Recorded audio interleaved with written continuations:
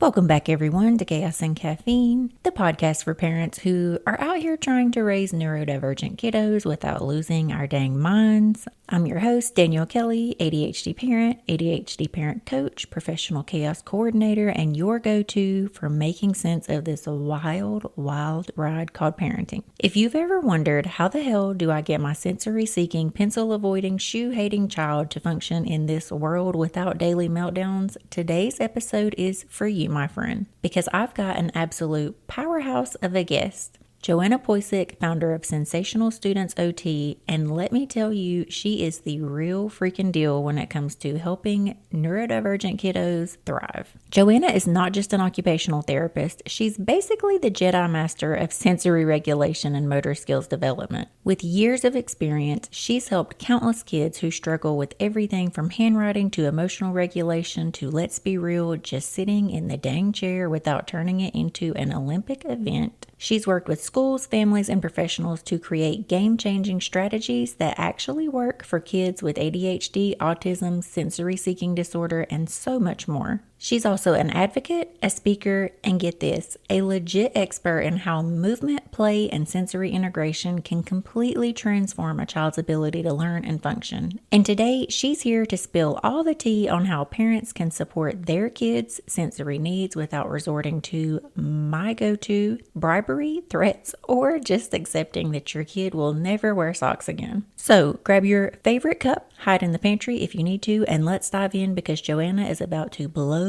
your mind with some seriously sensational insights.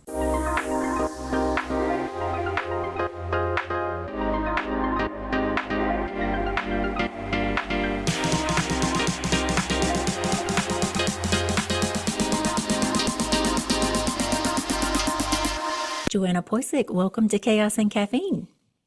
Yes, thank you for having me. I'm excited to be here. Thank you so much. Will you tell our listeners a little bit about you?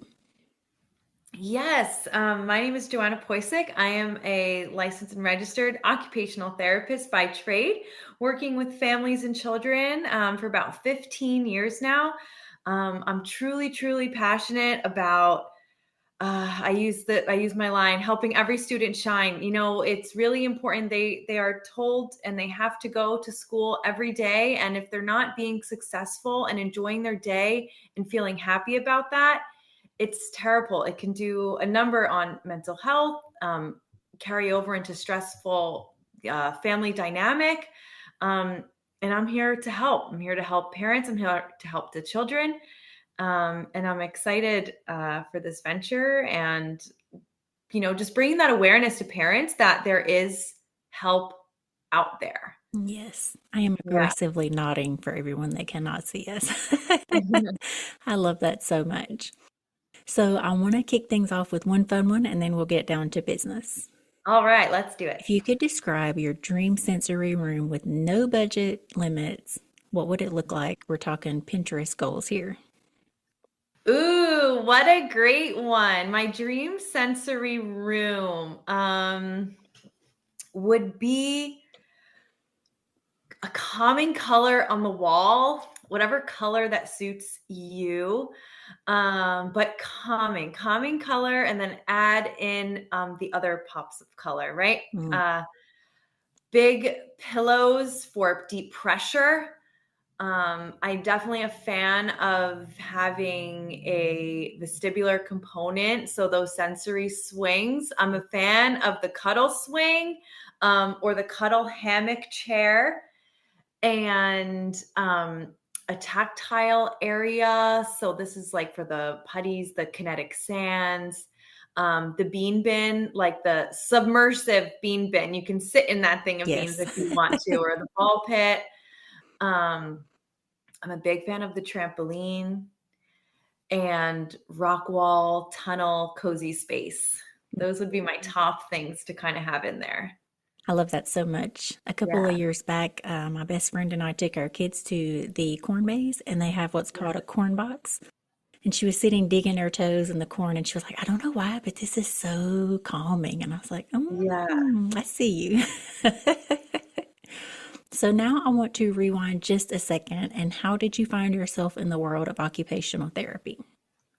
That goes back for me. When I was in the middle school, we were doing service projects, and a friend invited me to go play buddy ball sports. I remember this. We were in the sixth grade, and I fell in love. It was helping children with disabilities just play sports. The sport happened to be basketball, and I loved it. We had to go 3 times for our rotation, and I didn't stop. I kept going back. I would have my mom drive me every weekend. It wasn't the closest drive, but she drove me every weekend during that basketball season. And then year after year, I kept going back.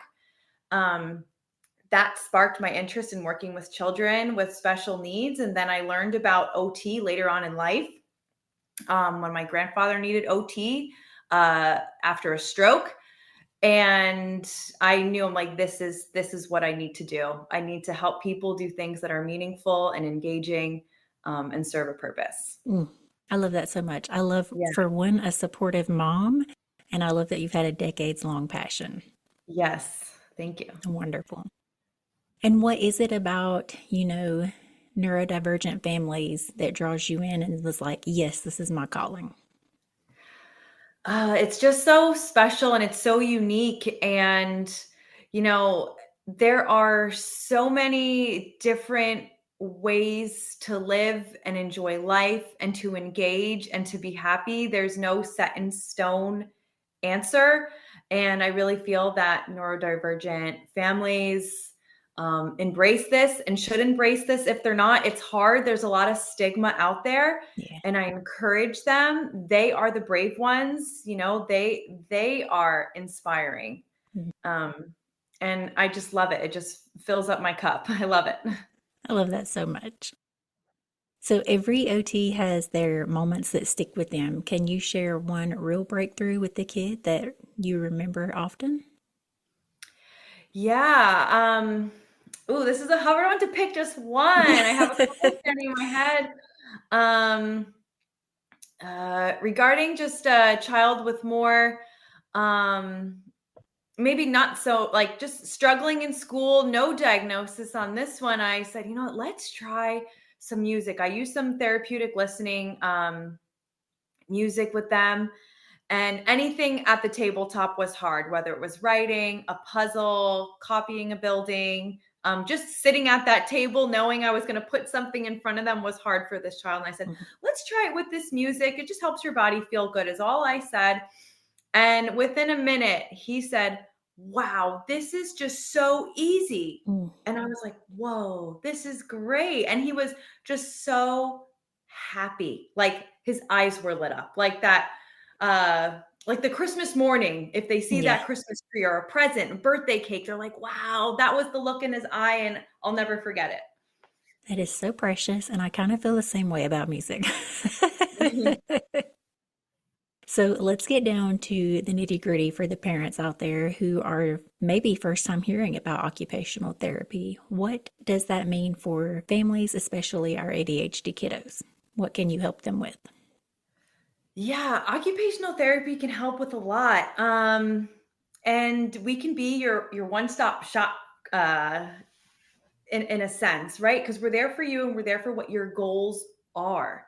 And the cool thing about occupational therapy is you can pick and pull approaches, from different theories or different strategies that work for that family. So you're Mm. really making the perfect plan for them. And we have the skill of adapting that plan, because our first choice plan might not go the way we want to, or sometimes it just doesn't work for the family. Like, this is just not working. So we have the ability to be adaptable. We can analyze the activities to find what is working and what is not working. We can work from the bottom up, just building the basic needs for motor skills or academic skills, right? And that sensory foundation. And then we can also approach it from a top down model, being more academic based. So we really can kind of go from both angles and make that plan and kind of make the children successful. I love that. That is so needed in our space.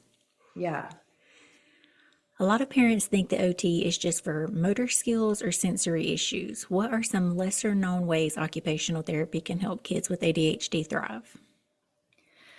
Yeah, so we work a lot on self-regulation and working with self-awareness, working in kind of like I mentioned before, like what fills your cup and bringing that awareness to them. Like they can come into an occupational therapy type typical session at a clinic or a sensory gym, and I can have a grand old time with them. Yeah. We'll have fun, we'll laugh, we'll work on writing. They might not like it, but I have, this very motivating environment for them. But that doesn't always carry over. And that's really where the beauty of the OT comes in, that occupational piece, right?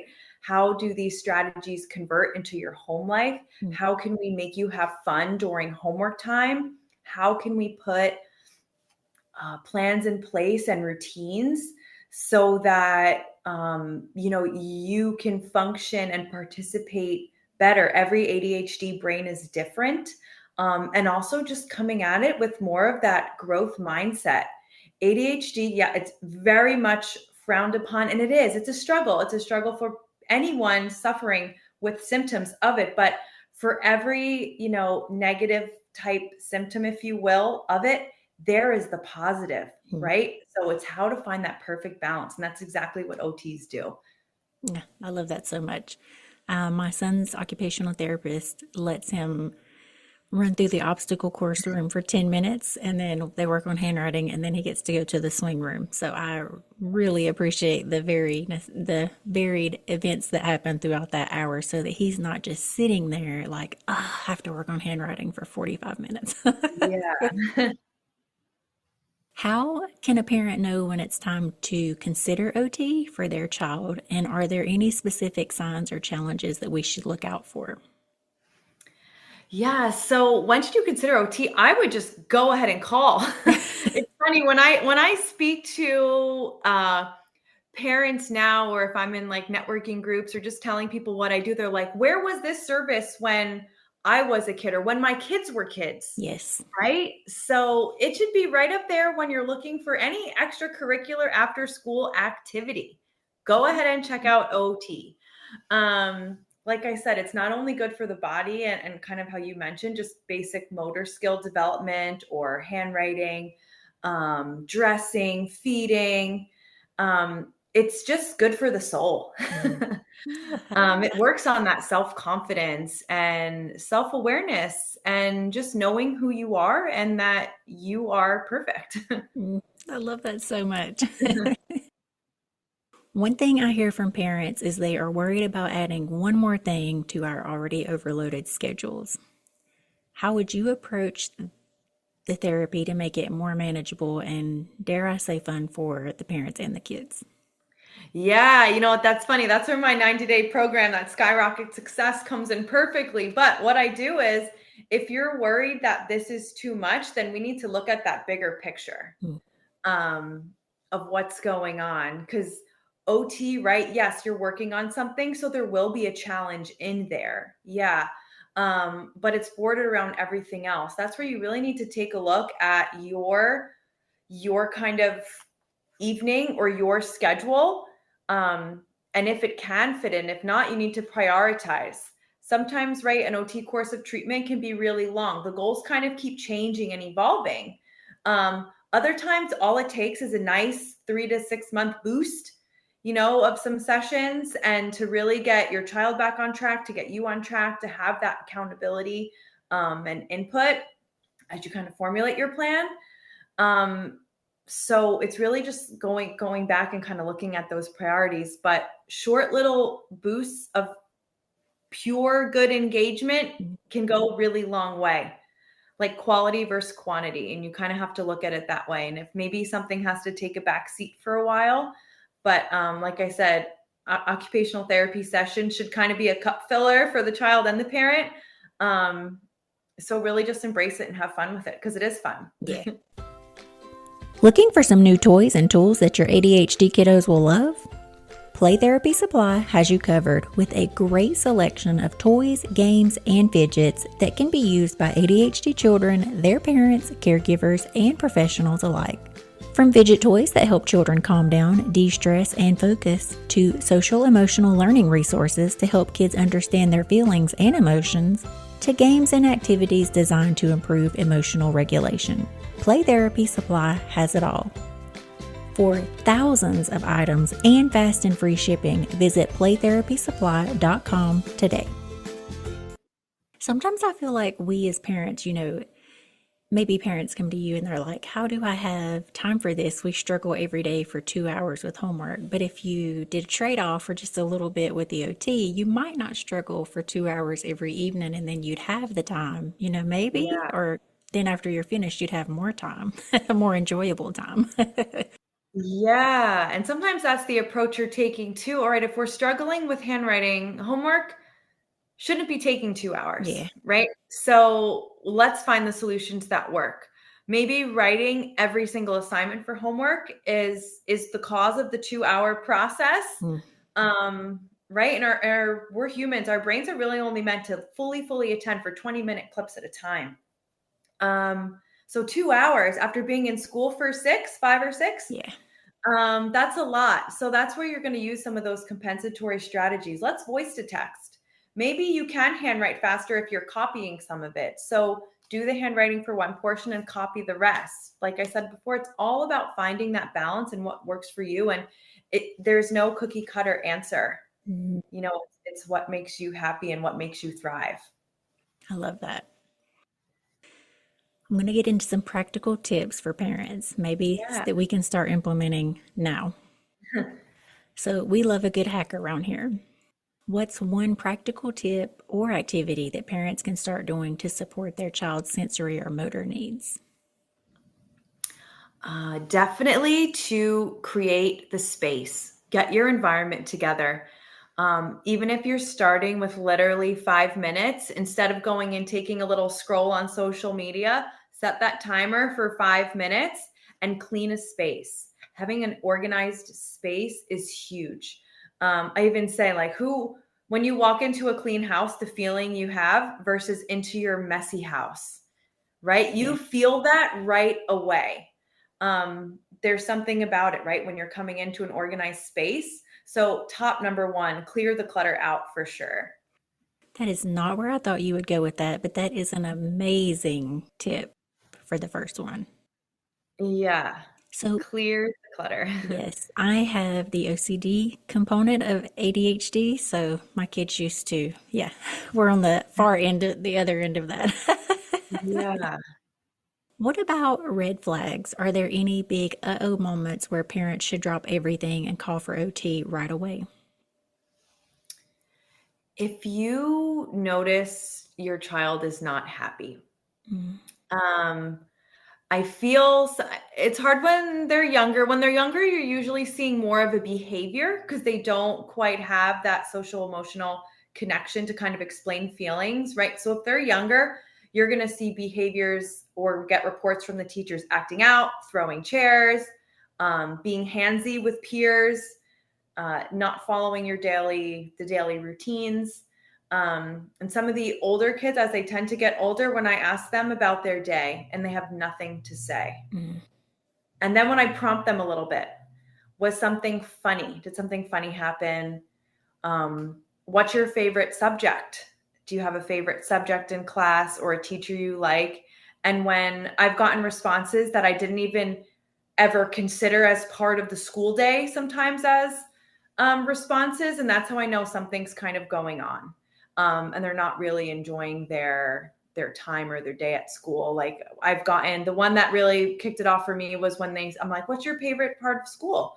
And I gave samples like your teachers. I even let them have lunch and recess as Yeah. options, and they said when it's time to go home, Mm. dismissal. So that's how I know you're not enjoying your life. Yeah. That's your life, right? We all want to be happy. That's probably every parent's goal, right? If I ask a parent, what do you want for your kid? To be happy. Yeah. Yeah. Oh, that's so good. And you said something really powerful in there. I think that we as parents do not ask the right questions. We ask vague, broad questions. How was your day? Of course, you're going to get good. But if you say, what's your favorite part or did something funny happen? I love that you said that. Those are really good starts. to get something other than those boring, fine, everything's fine answers. Yeah. I know ADHD comes with a lot of executive function challenges. How does OT tackle things like organization, emotional regulation, or even our daily routines? Yeah, executive function can get real dicey for kids as they get older. Definitely starting and creating, and this is uh, when they're younger, right? You need to help support as a parent, kind of make the plan that works for them using those visual schedules, visual timers. And as they get older, even I love for organization, just using a working clock and a simple check, like a simple checklist. Yeah. Nothing too crazy with like over 10 things. Like, okay, I got home from my day. What is my get home from day top 3 things? Yeah. Unpack, have some dinner, do my homework. That's it. Those are the 3. And like to start simple like that is big. I really like the example of using the working clock too, because a lot of times with ADHD, one of the really big ones is they don't, it's hard to understand the passing of time. Mm. Sometimes time doesn't exist because they'll transfer into that hyper focus, which we like and we want, but only for certain tasks. So seeing if they're aware of time. So I love the working clock example. Sarah Ward talks about that a lot. And it's basically, if you need the visual of it, you can just get like a glass face clock and you can write on it with the whiteboard markers. Yeah. And you kind of just block out what time you're starting, kind of color in, get ready. How long does it take you to gather your belongings? How much time do you think? How much time to get it done? You can shade that in a different color. Yeah. And then you kind of shade your break time. So really using those clocks and timers and notifications were great. Something cell phones are really good for, right? There's a plethora of notifications you can put in there. Yeah. Or just go old fashioned. Yeah. Yeah, a few years back, we were having a really hard time transitioning from free time after school to homework. So I Yeah. asked my first grader at the time, I was like, "So what can mom do? I don't want to struggle every day." And he was like, "Mom, if you set a timer for like 5 minutes, I promise to Yeah. go willingly to the next task." And I was like, "Man, you're smart." And we've been doing that for 3 or 4 years now with a lot of success. So that's amazing. Yeah, it's them and they're being a part of the process Yeah. that makes it meaningful Yeah. for them. And even knowing, wow, mom asked what my opinion was. Yeah, it goes a long way. He does not appreciate me yet, but I hope he will one day. They will. They will. That's one of the biggest things I get. When I call, they don't come. Mm, They're ignoring me. yeah, Yeah, that's one of the biggest problems. And I try to say, well, they just got into their comfort zone. And I try to realize sometimes as parents too, right? Like you get into your comfort zone. You might be doing a chore during it, but you might be, jamming out, singing some music in your head, washing dishes, and you hear them calling your name. You don't answer. yeah. Mom, are you answering? No. So I try to relate it, right? They're kind of in that moment. Yeah, So that's a sign if they're not answering, they're not ready. yeah, They're not engaged. Calling them from another room is not going to work. You're going to agreed. need to approach and make that plan. Listen, mommy needs you to come to dinner. How can we make this work? I love 2 more that. minutes? Or do you want me to schedule time in after dinner for you to do this? And visibly show them, okay, dinner, then you'll go back and play with your Legos. And then we'll, hit up that nighttime routine, do the jammies and bedtime. Yeah. I worked with a parent. She's later diagnosed in life with ADHD. And, she was always saying that her kids didn't listen. And I was like, well, do you have their attention when you're asking, them to do something? And she was like, yeah. And then a week later, she came back. She was like, holy crap. She was like, I didn't. She was like, even with my husband, she was like, now I'm like, okay, look at me. And then I say it and then they go do it. She was like, it's amazing. I was like, yeah, Yeah. I agree. Yeah. So, one last question before I tell everyone, or I'll let you tell everyone about your programs. Are there Yeah. any big myths about OT or about starting it that you would like to debunk? Um, yeah, it doesn't, it's not a negative thing if you need OT. Mhm. It's a positive thing. A lot of parents associate therapy, a lot of people in general associate therapy as um, something that can be negative or shows a weakness, and it doesn't. Getting help for what you need really just shows bravery and that you're willing to change and wanting to make a change. So not to feel bashful, even with sharing what you need help with. Their therapist, that's their job. They want to help. And the more that they know, the better they could help you. So also don't hold back or feel embarrassed to share information about your child's behavior. Usually it comes out down the road when you've built that relationship with your therapist. And if that's your personal timeline for letting out information, that's okay too. But the quicker you kind of build that, that bond and that willingness to share, kind of don't let fear overtake you, the quicker you'll see the results. Yeah, I love that so much. Yeah. So, Joanna, you have 2 ways, I believe, coming up that people can work with you. Would you like to tell us about those? Yeah, absolutely. Always open door invitation, always, to kind of reach out to me. I do offer a 90-day program. You can do this individually or as part of a group, called Skyrocket Success, where we get you, the parent, kind of on the right track, get you the support you need, and give you the tools you need to help your child overcome these learning challenges. Obviously, we've been talking about OT, right? You'll go to therapies, but they're once a week for 1 hour or maybe twice a week. But right, what about all the rest of that time?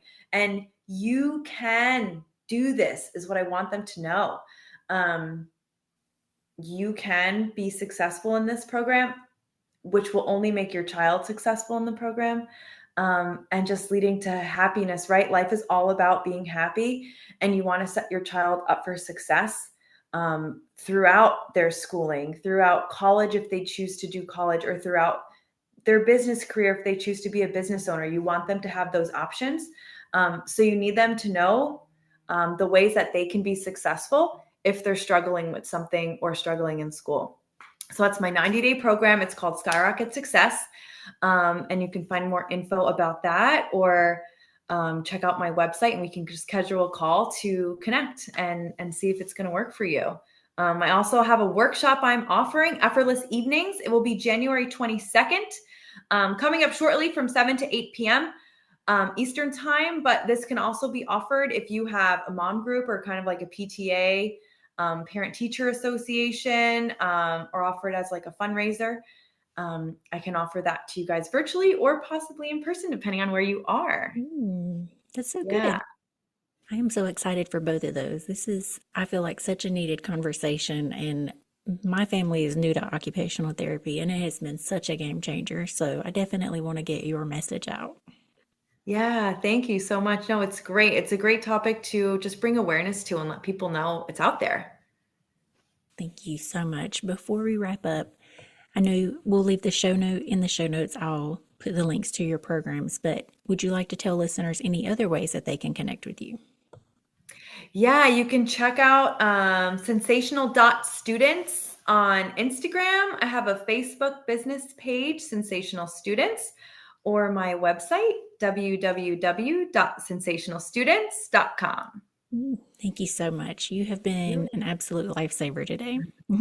Thank you for Thank you. not only explaining how OT works, but for giving us hope that even on our hardest days, there's help out there. There is. There is. Thank you. And thank you for bringing this topic to light for people to hear about. And there you have it, my fellow caffeinated crew. Be sure to check out Joanna's links in the show notes, and I will catch you back here next week for more chaos and caffeine. Until then, keep thriving, my friends.